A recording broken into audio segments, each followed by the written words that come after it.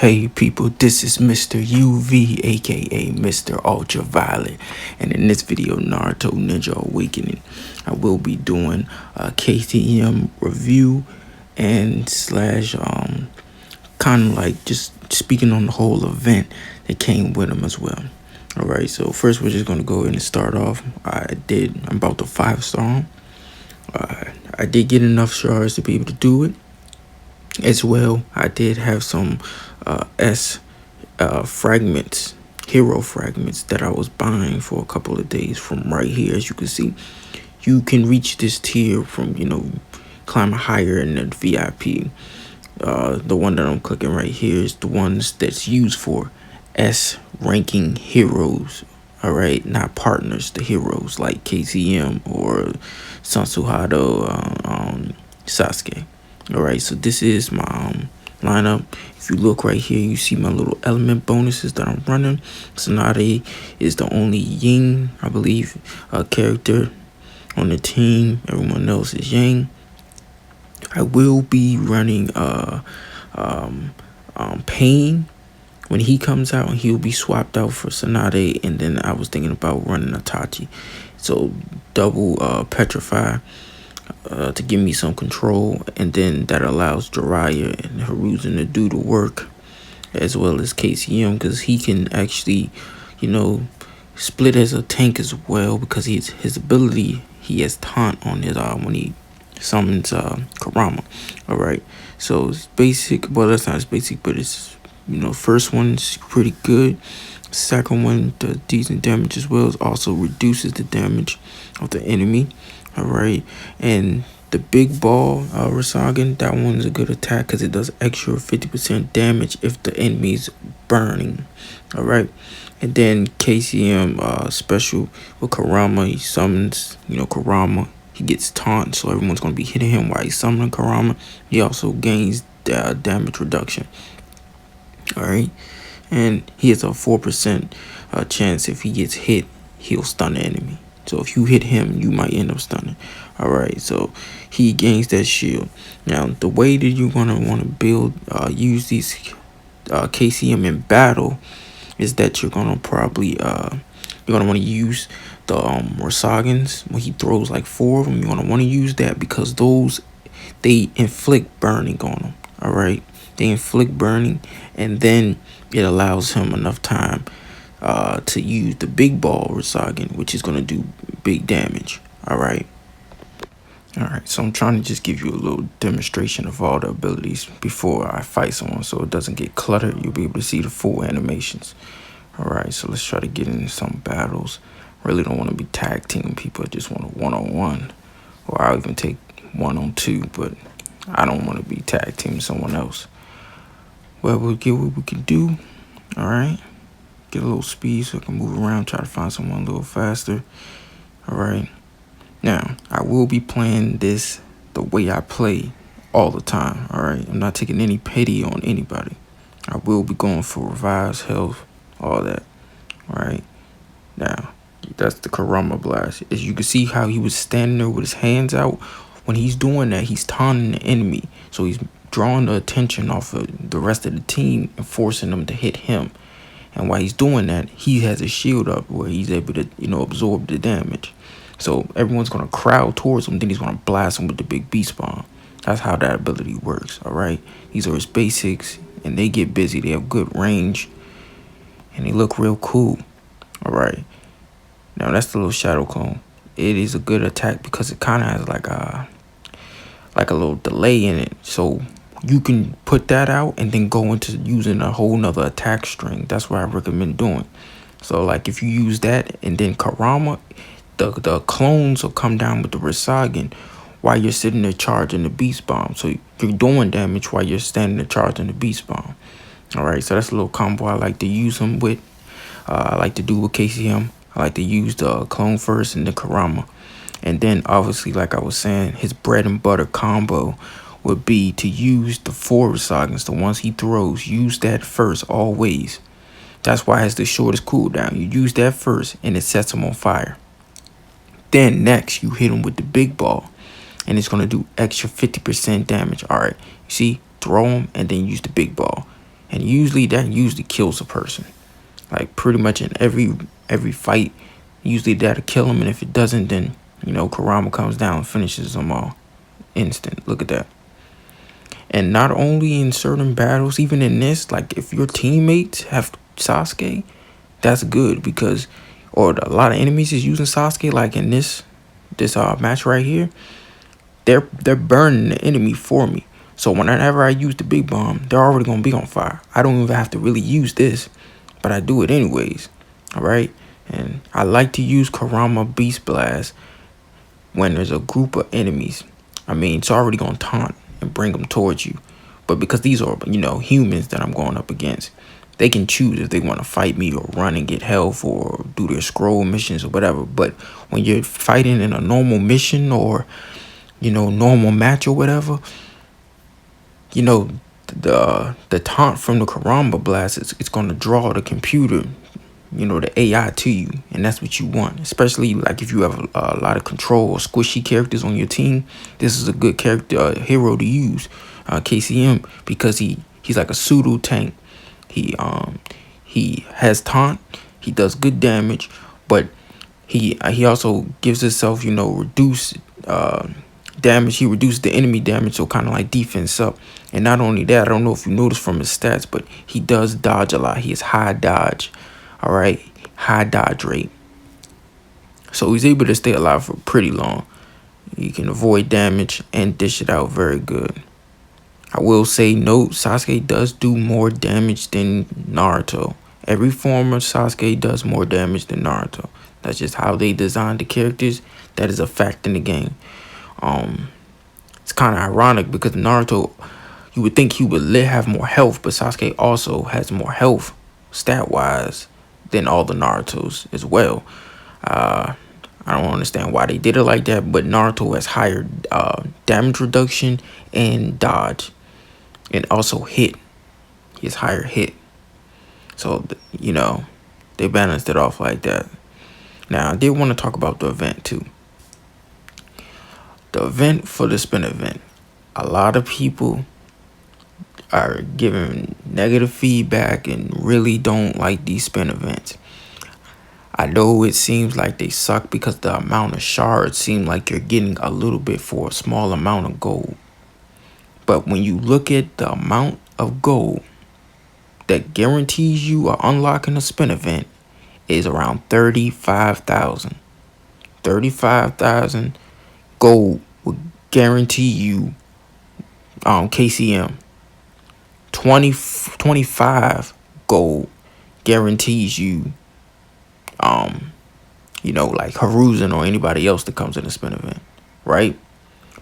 22 to 24, depending on your pulls on the limited summons, the other ones where you like pull like you're doing the advanced one, like how Minato was in Tsunade. Those ones cost 22 gold. All right. Now, if you remember the numbers I just said, the limited ones is about 22 gold. Guarantee you unlock the character. All right.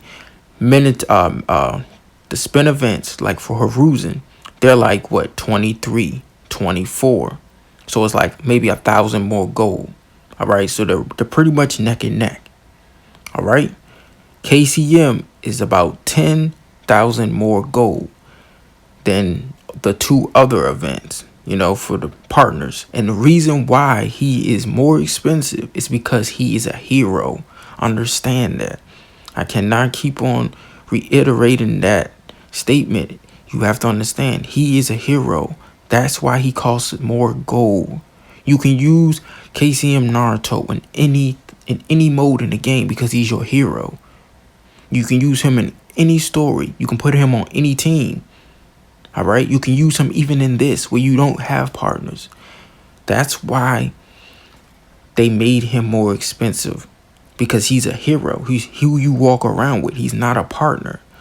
Heroes are going to be more expensive than the partners. That's just fact. That's just what it is. All right. That's why he's 10,000 more gold than the other two. They're roughly around 20 to 25,000. All right. Guaranteed unlock. He's about 10,000 more. It's because he's a hero. Get that in your head. Get that in your head. That's why he's more expensive. Now, when you understand that, you can't complain about the spin event being trash. Because I'm going to tell you, if you look at my power that I showed you at the beginning of this video, I'm like almost 65 mil, something like that. Well, not 65 mil, but like 6 mil, 6.5 mil. All right. If you go back and watch the video when I unlocked KCM, I was probably like maybe about 5.3 mil. I gained about 1 million and some change power just based off of the rewards that I got from the spin event. Because all of the rewards you get in the spin event are some of the best rewards that you can get in any modes or any of the other events. The limited time summer event, everyone typically likes that one because it seems like you have a fair chance. But the reality of it is, you have the same amount of chance of getting the character in a pool in the limited summon that you have in the spin event. It's the same amount. It's still 3% chance that you can pull the featured character. The numbers don't change. The only thing that's changing is the UI, the face on your screen of the event. The numbers don't change. You have the same amount of chance of pulling the featured character in a limited time summon that you have landing on Naruto's face. Alright, on the spin event.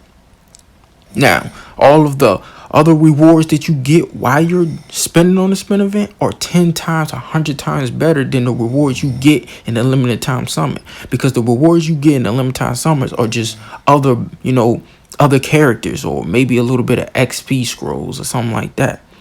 And 9 times out of 10, you're not getting the gold. So, and it's not really enough. 100 gold when you're spending 1,000 for 10 pools is 10%. That's nothing. All right. You're getting 20% in the spin event of the pool gold, which means the amount of gold you put in, the amount of gold that everybody in your server is putting in on that event, you're able to get 20% of that gold if you land on it. So you're able to get more gold in the spin event. The rewards that you get that's not the featured character are way better. I boost my power up because I got so many Magatama XP. The highest Magatama XP. I got so many of that. I was able just to max out all my Magatamas. I also got about 10 gold ninja tools. I was able to put gold ninja tools on my whole team in 2-star instantly, and I still have 7 left extra just sitting in my inventory. For when I get pain, I'll be able to put another 4 on him and any other characters that I want to level up. So I was able to max out my ninja tools that shot my power up. I also was able to get secret jutsu scrolls, which allows you to level up your heroes' damage and HP and the damage output on their abilities. You can't get none of these rewards in the limited time summon. I'm telling you, the spin events are better than people will give them credit for. Because 9 times people weren't complaining about the spin event when they were pulling for Hiruzen. I mean, I'm just going to keep it G. People didn't complain about the spin event when Hiruzen came out. There was people unlocking Hiruzen with 9,000 gold. I know multiple people that unlocked the Hiruzen under 20k gold. And in my videos I always say about 20k, 20 to 25k, I'll guarantee you will unlock. It was people unlocking Hiruzen with like 9, 10, 12,000 gold. The reason why they were able to do that is because the spin events are based off of luck. Based off how lucky you are, depicts how many shards you get. You can pull on the spin event 3 times, and all 3 can be the 20 pool. That can happen. Even though it's a 3% chance that you'll land on it, it can happen. That's why people was able to unlock it for half the amount of gold, because they was getting the 40 pool multiple times. And then some people, and don't forget this, in the spin event, like I said, that the group gold, if you land on the gold, you're getting the 20% of the group collective gold. I seen this videos even on YouTube. I think it was the guy Raph. He pulled on, I think it was the Hiruzen, or even even the KCM event. Dude he landed on the goal, I think like 3 times, which gave him like 10 to 20,000 gold back. He went in and spent about 20 to 30,000 gold, and then he got 20 to 10. He got 10 to 20 back. He didn't have to buy gold when he ran out. It's because he landed on the gold and he refunded himself because he was lucky. The spin events are based off of luck, but there always is a number that guarantees an unlock for every character, even in the spin event, which is about 35,000 gold. That's the lucky number that'll allow you to complete it to unlock them. So I'm just gonna keep it real with you. A lot of people complain about it. The spin event, I don't understand why. The people that's complaining about it obviously don't understand the game, and they're not paying attention to. They don't want to take accountability for their actions.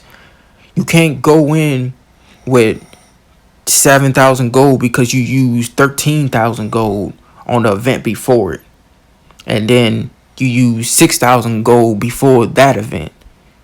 And then when you think about it, you put all that gold together, all that gold that you used, you could have guaranteed yourself an unlock of whatever character you wanted. That's why one of my first videos, I think it was either my first or second video, it was character release order.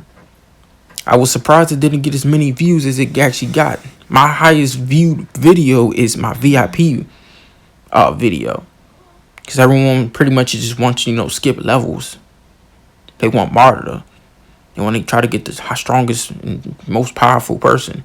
But I think that character order, release order video I did was the most important video that I put out, because it told you from day 1 to like day 21, or I think it was like I think it goes from day 1 to your first month. So within your first month of playing, from day 1 to 30 days, I told you all the characters that were going to come out, the exact order that they were going to come out.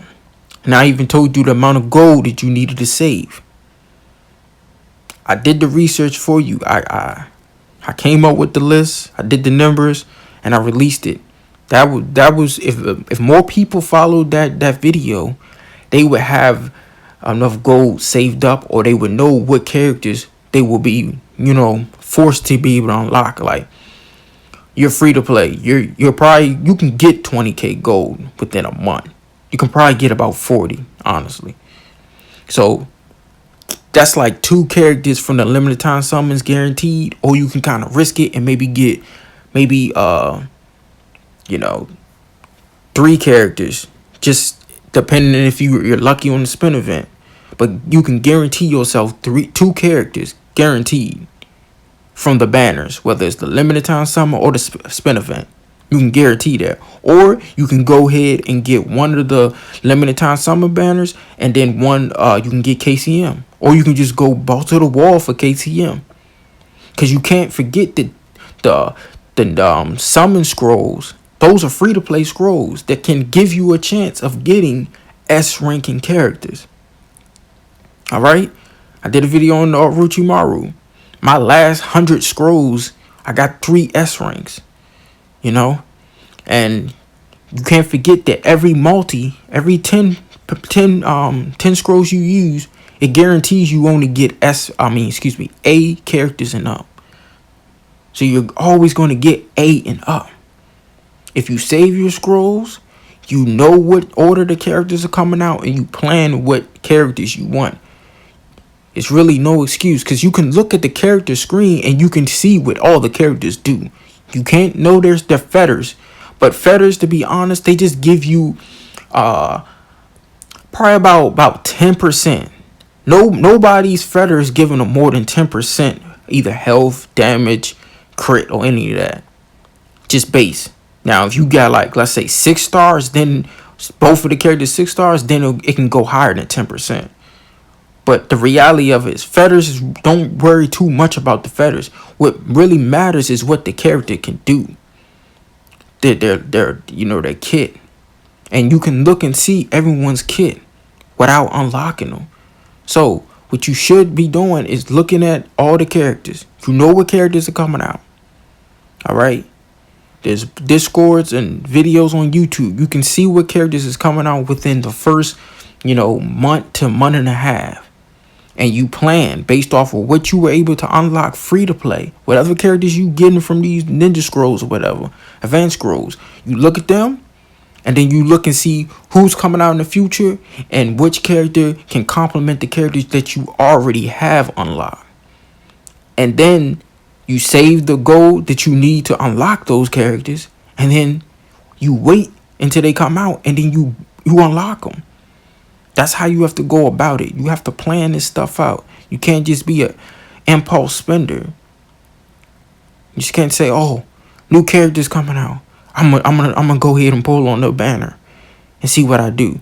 9 times out of 10, you're not gonna get them. Because this is what everyone does. The first day that the character comes out, people go in there and they spend 3, 5, 6,000 gold or all they gold on the character.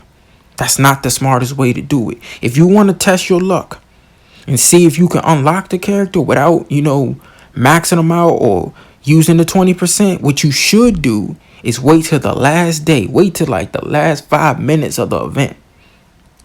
Wait till the last 5 minutes of the event.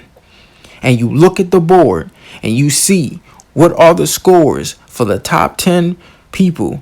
Because the top 10 spots is where you're going to get the 60 shards that can, give you the remaining that you need. Because, I think about 5,000 to 6,000 gold can get you 50 shards. That's just from the chest. And then if you rank in the top 10, you can get another 60 shards. And that's an unlock. That's 120. So what you should be doing is waiting till the last day. Don't spend any gold. Wait till the last day. See where the people are placing it. And if they are way higher than, 5,000 gold or whatever, don't even go in. Save your gold. And that's all I got to say.